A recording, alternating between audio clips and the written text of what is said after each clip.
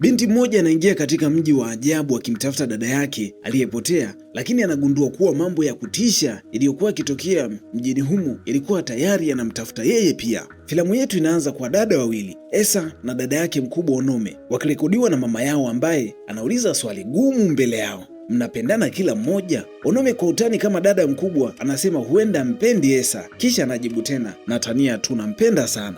Miaka inapita, wote wamekuwa, lakini Onome amepotea kwa zaidi ya miaka miwili katika kijiji cha wavuvi kilichopo Adabami, na watu wengi wanaamini amekufa. Sasa Esa na dada yake walikuwa wakizungumza vizuri kwa zaidi ya miaka mitatu, lakini damu ni nzito kuliko maji. Hivyo Esa anaamua kwenda kumtafuta. Mpango wake ulikuwa ni rahisi tu, kufika, kukaa siku moja au mbili, kutafuta taarifa chache, kisha kurudi Lagos kuendelea na kazi yake ya kupiga picha za habari. Kwa msaada wa Kazim, kijana wa kijijini humo aliyemtafuta, alidhani kila kitu kingeenda rahisi, lakini mambo yalibadilika kabisa. Onome alikuwa amehamia kijijini humo na kuendelea na kipaji chake cha kuchora tangu utotoni. Esa alikuwa akimsaidia kama mfano wa picha zake. Onome alikuwa akimwita Hoi, jina la utani lililomaanisha mbaya, lakini chini ya utani huo walipendana sana. Hilo lilimfanya Esa kujiuliza walifikiaje hatua ya kutengana kiasi hicho. Siku moja Esa alienda kununua samaki kwa mama mmoja wa kando ya barabara. Mama huyu alimtambua mara moja kuwa Esa anafanana sana na Onome. Kabla ya mazungumzo hayajaendelea, ghafla ilitokea kichaa mmoja aitwaye Timi na kumtisha Esa, lakini muuza samaki anamkimbiza Timi na kumhakikishia Esa kuwa hana madhara. Kwa kuwa alikuwa mwangalifu, Esa anakataa kulala kwenye nyumba ya Onome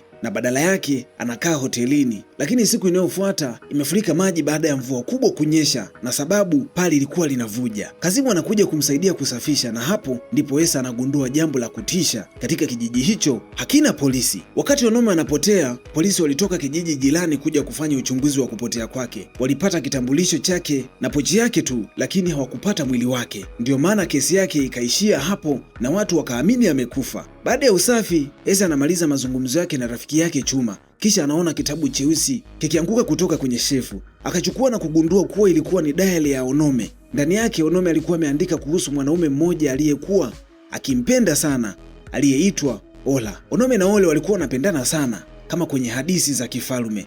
Esa alijikuta hata hataki kulala kwenye kitanda walichokuwa kikitumia. Esa akatoka nje, akaona watoto wakicheza mpira na anapiga picha kama ilivyokuwa kawaida yake akiwa mwandishi wa picha, lakini anagundua pia kuta zimejaa matangazo ya watu waliopotea. Anazipiga picha pia. Ghafla anatokea mtoto mwenye barakoa ya ajabu akimtazama kwa namna ya ajabu na ya kutisha.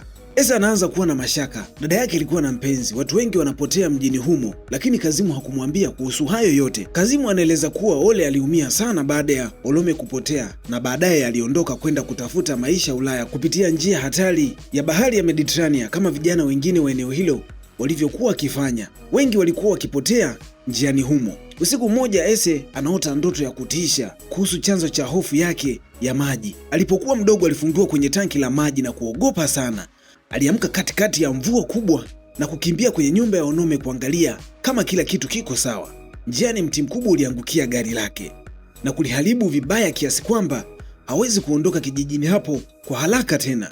Akiwa hana namna tena, anaanza kuzoea maisha ya mji huo. Kazimu anamwalika kwenye tamasha la taa ya kijiji. Huko mzee mmoja anasimulia historia ya jiwe la kale liitwalo Achilles ambalo lina uwezo wa kumpa mtu milele. Anasimulia jinsi mvuvi mmoja aitwaye Adishafu aliyechukua jiwe hilo kuokoa maisha yake na mke wake. Jiwe hilo liliwapa watu miili mpya na umilele, lakini wakawa watu waovu waliowatesa wakazi wa kijiji hicho mpaka waliposhindwa na mfalme wa tatu waliotumia jiwe jingine la kale kuwazuia. Lakini simulizi inaeleza kuwa nguvu ya jiwe hilo bado ipo na bado inatafuta mwanamke mwingine wa kuingia ndani yake. Esa anarudi kusoma diary ya Onome na kugundua kuwa Ola alikuwa amempa mimba Onome, lakini baadaye akamtaka aitoe kwa sababu hakuwa tayari kuwa baba. Esa anakasirika sana na kuanza kuhisi huenda Onome aliuawa na kulazimishwa kutoa mimba. Kisha Ese anamweleza Kazimu maisha yao ya utotoni yalivyokuwa magumu. Baba yao alikuwa na familia nyingine na alipofariki familia yao ikatelekezwa. Mama yao alifanya kazi kwa shida mpaka akaumwa. Onome akiwa mkubwa alichoka kubeba majukumu, jambo lilomuumiza Ese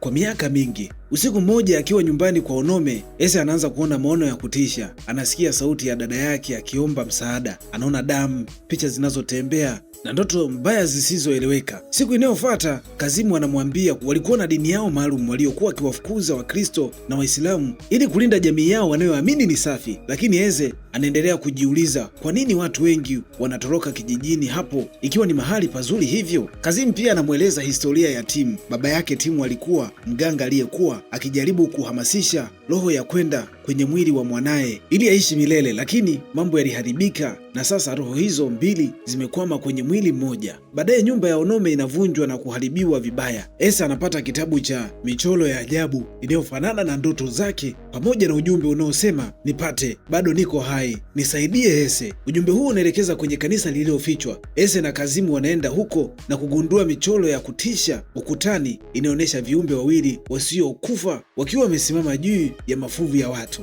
Baadaye mmoja wa siri anakutana na Ese na kumwambia ukweli huko kwenye emaili za Onome. Anaeleza kuwa alikuwa akiwasiliana na Onome miezi michache iliyopita kuhusu watu waliokuwa wanapotea. Kabla hajamaliza mazungumzo yake, anapigwa risasi ya kichwa na kufa papo hapo. Mshambuliaji anakimbia. Ese anaingia kwenye emaili za Onome na kugundua location ya kisiwa kilichopo upande mwingine wa mto. Anaamini dada yake yupo huko. Ingawa anaogopa maji kupita kasi, Kazimu anamsaidia kuvuka mto mpaka wanafika kisiwani. Wakiwa juu ya milima wanakutana na mifupa mingi ya binadamu waliokufa. Ghafla Kazimu anampiga Ese kichwani na kumfunga kwenye mti. Mpaka wa Kazimu aitoe kileo anabadilika na kuwa Onome mwenyewe. Hapo ndipo ukweli wote unafichuka.